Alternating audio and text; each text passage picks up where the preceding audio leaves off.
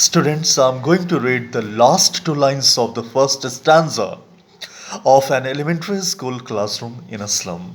You'll find that one unnoted, sweet and young, his eyes live in a dream of a squirrel's game in tree room other than this.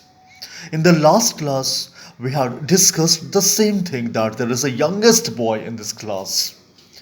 The unnoted one, the young one, the sweet one. And his eyes live in a dream. What type of dream? The dream of different types of games, squirrel game, tree house, and so on. Now, this is the first stanza of the poem. I hope that every word, each and every word, I have read each and every word for you and I have interpreted each and every sentences for you from the first stanza of an elementary school classroom in a slum written by Stephen Spender. Now, moving to the second stanza of this poem. I will also teach you word by word, line by line of this stanza too. So let's start the second stanza of the second poem. Ours on sour cream walls. On sour cream walls. SOUR sour CREAM cream walls. Donations. Shakespeare's head cloudless at dawn. Now see the meaning of these lines. On sour cream walls. What is the meaning of on sour cream walls? The color of the wall of that school, that classroom, which is situated in a slum area, is white. It was white. But since it was not painted, whitewashed for many days, for many years, the white color has gone. And now it has become yellowish color. Now it has become yellowish color. And the yellowish color, yellowish means light yellow. Light yellow. Have you seen cream? Sour cream. It's light yellow. So sour cream walls, the white color has gone because the school has not been painted since the last many years. So the wall has become sour cream wall, right? Of that classroom, of that slum area school. And then you'll find donations. On the walls it's written that who has donated from their own accounts, so the building of this school been built up.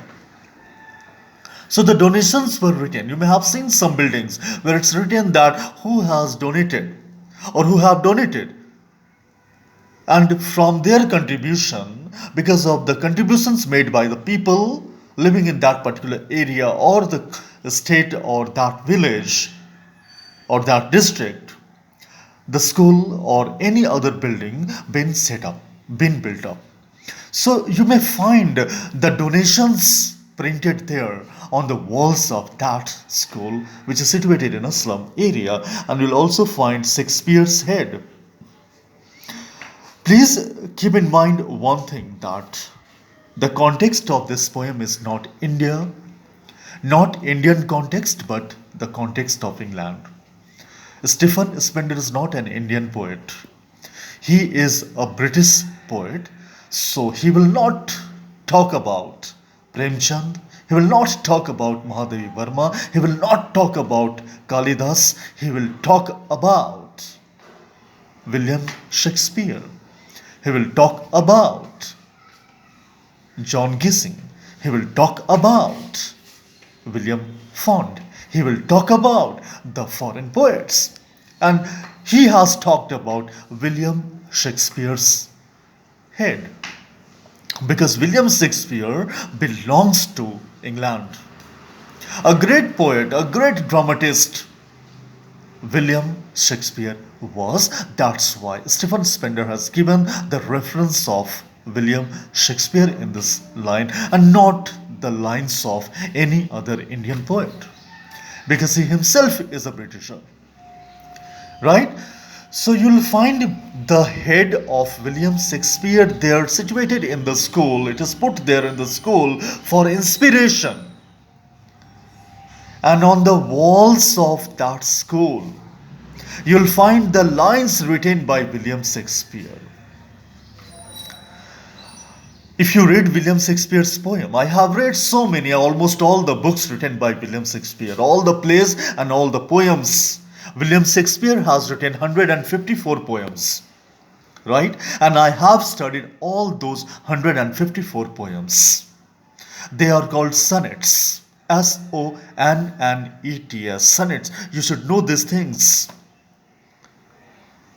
Sonnets means a poem of 14 lines with three parts, three quatrain and a couplet. I'll discuss sonnet in the next class. Let's see that what William Shakespeare has written, and his lines are printed or painted on the wall of that school which is situated in a slum area. William Shakespeare does never talk about the poor. He does never talk about the marginalized. He does never talk about the problems of life. He has always talked about his poems and his plays do always talk about the kings, the generals, and the people from the higher strata of the society.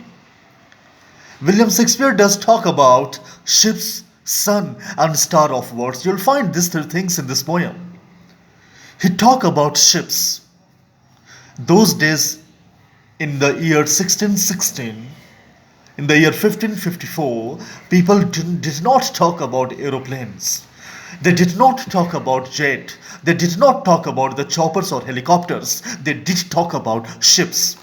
Because that was the only medium to move from one place to another.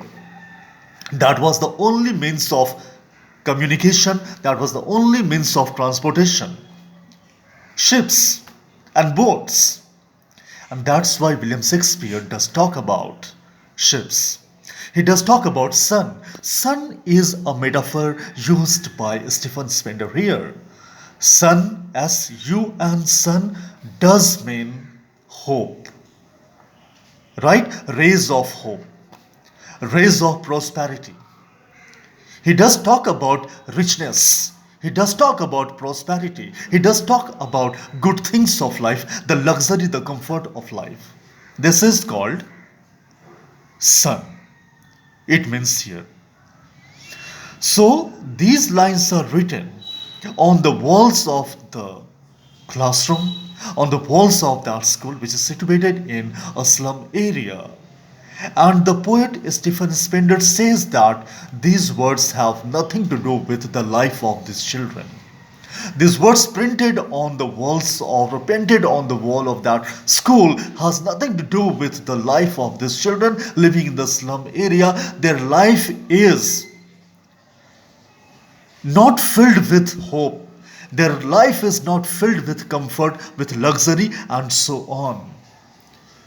If you move into a slum area, you'll find smoke everywhere. You'll find fog everywhere.